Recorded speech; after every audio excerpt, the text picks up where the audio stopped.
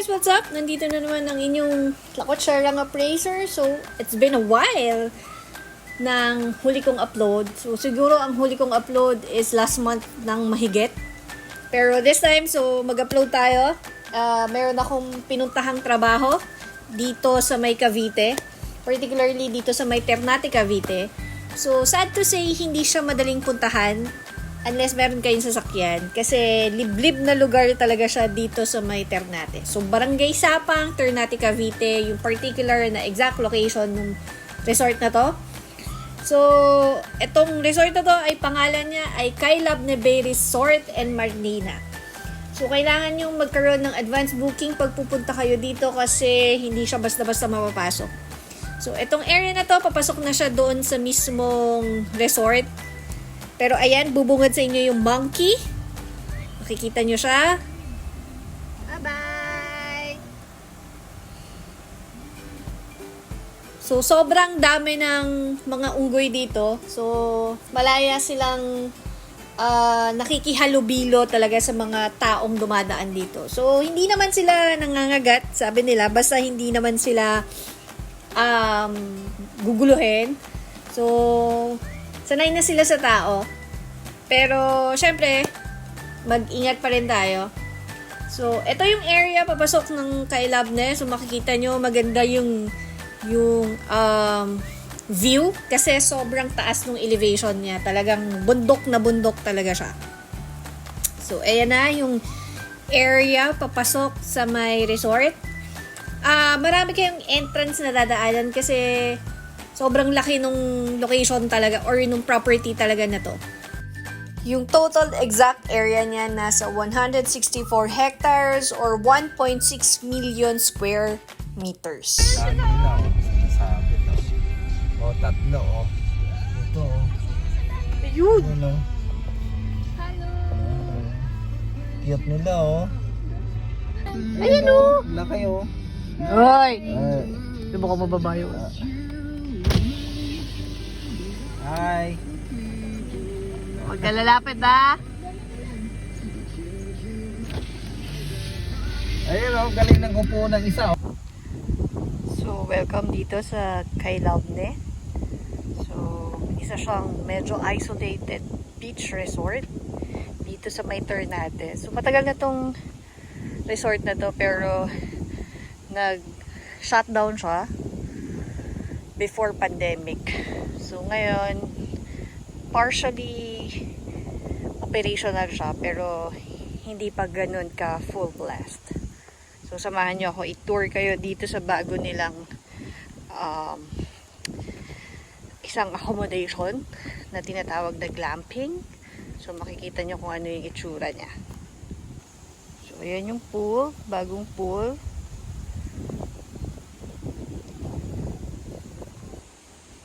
So, ito yung isang itsura ng Dome Villa. Ito yung bago nilang isa sa mga accommodation nila. So, papasok tayo dyan mamaya. Kinukuha lang yung susi. Dyan din kami magstay mamaya. So, ito naman yung beach area. Hindi siya ganun ka-fine sand, pero maputi naman yung sand niya. So, ito yung other side ng beach area. And then, ito naman yung sa pinakadulo na beach area na pinapakita ko sa inyo. So, malawak talaga siya. So, pwede ka maglaro ng volleyball, any water activities, pwede nyong gawin dito kasi sa sobrang lawak nung area. So, dito ipapakita sa amin yung iba-ibang type ng villa. Meron silang dalawang type ng villa. Yung isa yung Las Casas Villas and then yung isa yung dome type villas. So, doon kami nagstay sa dome type. Pero dito sa Las Casas, medyo malayo kasi siya. Kaya prefer nila na dito na lang kami sa beachfront area. Which is yung mga dome type na area ng villa nila. So dito, ito yung mga activity kung saan kayo pwede maglaro ng basketball and tennis court. So ito yung isa sa mga Las Casas villas na tinatawag. So ito ay condominium style.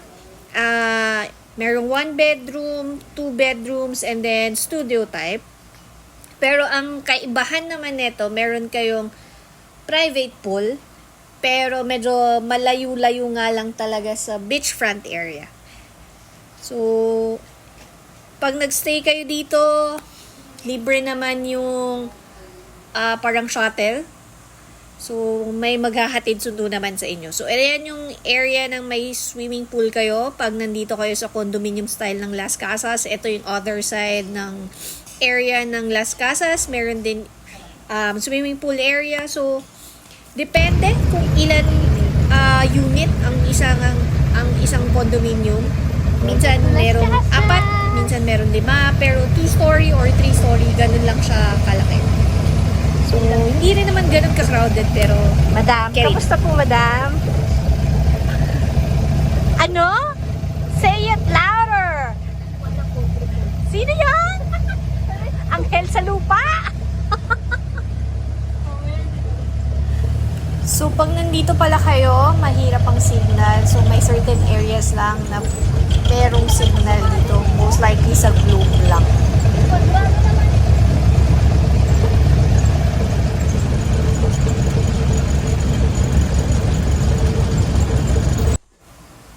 So, ito yung style ng studio type ng Las Casas.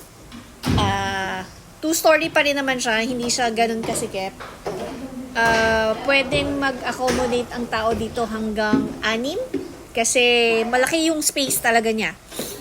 At pwede kayong magdagdag ng tao, extra bed na lang din siya. So meron din itong sariling pool. So ito yung rate niya, 1 bedroom, 2 bedroom, and studio type. Ito naman yung area kung saan yung highest point ng view deck niya. And then, ito na, yung bago nilang kinikater na accommodation, yung Dome Villa. So, dito kami nagstay ng overnight. So, tara, pasok tayo. So, ito yung Dome Villa. Isa ito sa mga kinikater dito sa Kailabne. So, merong double bed. Tapos naka-aircon, merong mini ref, may TV, may lampshade, may table, and then may side table. Ganun ang sidings ng wall niya, no? Panig. And then ito yung CR. So maganda, may divider yung shower. Saka yung sa may toilet bowl. So yan, may complimentary na shampoo, body, hand wash, body lotion. Mas merong body wash and shampoo. So ayan. Bye! Then, ito din yung rate ng Dome Villa. So, ito naman yung Dome Hotel Kailabne Bay. So, dito pwede kayong mag-gather kung marami kayong mga magkakasama. And then, ito yun yung mga Dome Villa. So, ayan. So, dyan madaming monkey. And then, ito naman yung pool.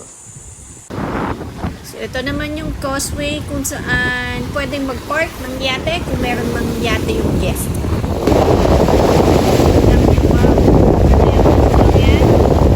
Yan ang Hotel Kailabne Island. Isang barko lang. Narating din namin yan. So, hanggang sa muli, ito ang inyong lakwatsyarang Razor. Maraming salamat sa inyong panonood. See you to my next adventure.